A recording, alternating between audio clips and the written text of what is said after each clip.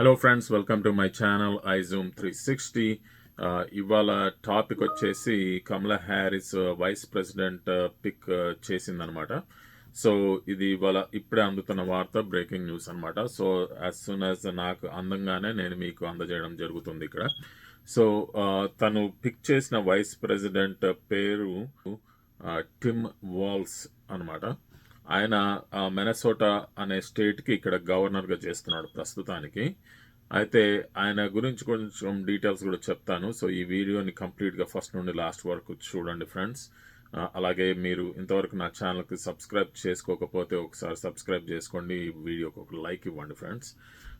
So డీటెయిల్స్లోకి వెళ్ళిపోతే Tim walls plus ఇంకొక అతను జాష్ షపీరో అనేటి వాళ్ళు ఇద్దరు పోటాపోటీగా ఉండే ఎవరిని ఎన్నుకుంటుంది, ఎవరిని చూస్ చేసుకుంటుంది కమలా హ్యారిస్ అని ఇదివరకు టాక్ ఉండే అనమాట. అయితే ఇవాళ డెసిషన్ చేసింది ఫైనల్గా. సో ఫైనల్ డెసిషన్ వచ్చేసి టిమ్ వాల్స్కి సెలక్షన్ అయితే అయ్యింది. సో టిమ్ వాల్స్ని ఎందుకు సెలెక్ట్ చేసింది అనే దాని గురించి కొంచెం మాట్లాడదాము. జాష్ షపీరో అనేట అతను ఇంకొక ఆయన కూడా ఉన్నాడు కదా, ఆయన గురించి కూడా బ్రీఫ్గా చెప్తాను. ఆయననేమో పెన్సిల్వేనియా గవర్నర్ అనమాట.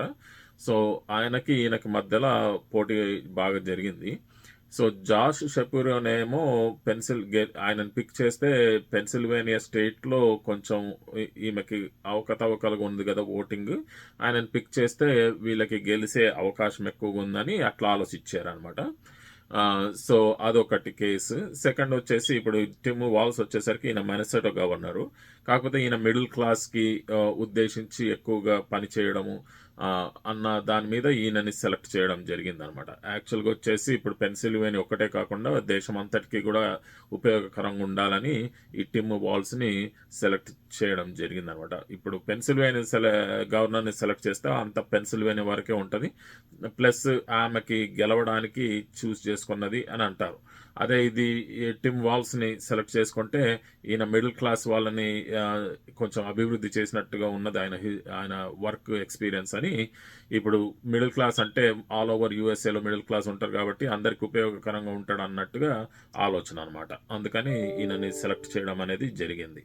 సో టిమ్ వాల్స్ గురించి బ్రీఫ్గా చెప్పుకోవాలంటే ఆయన ఏమేమి చేసినాడు. సో ఆయనకి యాక్చువల్గా ఇప్పుడు ప్రస్తుతానికైతే గవర్నర్ పని చేస్తున్నాడు. అయితే వర్క్ ఎక్స్పీరియన్స్లో ఆయనకి ప్రస్తుతానికి 60 ఏళ్ళు, 60 ఇయర్స్ అనమాట. ఆయన కొంచెం ఏజ్డ్ పర్సనే, కానీ బాగానే ఉన్నాడు, మంచిగా స్ట్రెంగ్త్ ఉన్నది, బాగానే పని చేస్తాడు, బాగానే మాట్లాడతాడు, అన్నీ బాగానే ఉన్నాయి.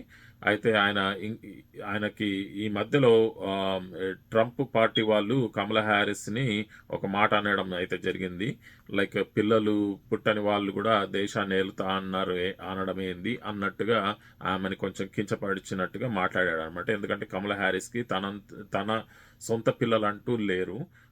సరే, అందుకని ట్రంప్ పార్టీ వాళ్ళు కొంచెం ఆమెను కించపరిచినట్టుగా మాట అన్నప్పుడు టిమ్ వాల్స్ ఎదురు వచ్చి ఆమెను డిఫెండ్ చేయడం జరిగిందనమాట. టిమ్ వాల్స్ అప్పుడు వచ్చేసి ట్రంప్ పార్టీ వాళ్ళు ఇట్లాంటి వియర్డ్ కామెంట్స్ చేస్తున్నారు అని వియర్డ్ అనే మాటని మొదలేసాడు అనమాట.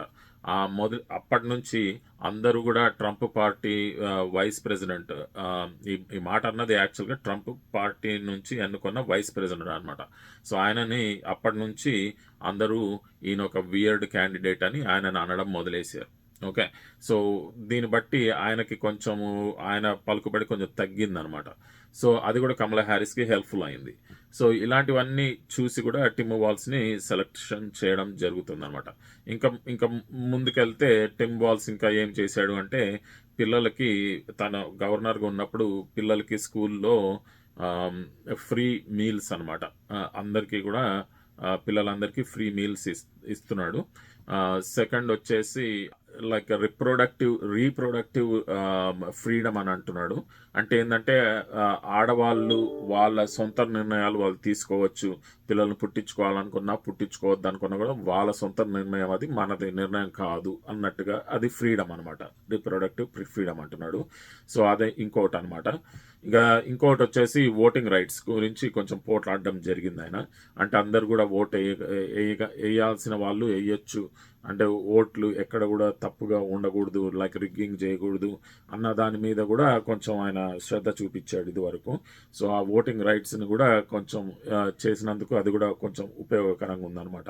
ఇంకోటి వచ్చేసి తను క్లీన్ ఎనర్జీ గురించి సపోర్ట్ చేస్తున్నాడు అనమాట. క్లీన్ ఎనర్జీ అంటే బేసికల్గా 100% ఎలక్ట్రిసిటీ రెన్యూవబుల్ ఎనర్జీ నుంచి రావాలి. అంటే విండ్ ఉంటుంది కదా, విండ్ కానీ సోలార్ కానీ, అలాంటి ద్వారా ఎలక్ట్రిసిటీ రావాలని దాని గురించి కృషి చేస్తున్నాడు.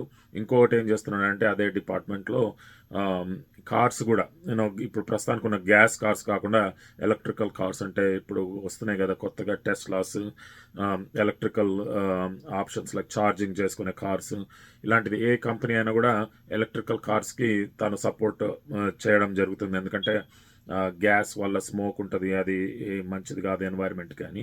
సో అది ఒక ఇనిషియేటివ్ అనమాట తను తీసుకునేది. ఇంకొకటి అనదర్ బిగ్ థింగ్ తను చేస్తున్నది ఏంటంటే మినెసోటాలో మిడిల్ క్లాస్ వాళ్ళకి ట్యాక్స్ కట్ అనేది కొంచెం చేశాడు అనమాట.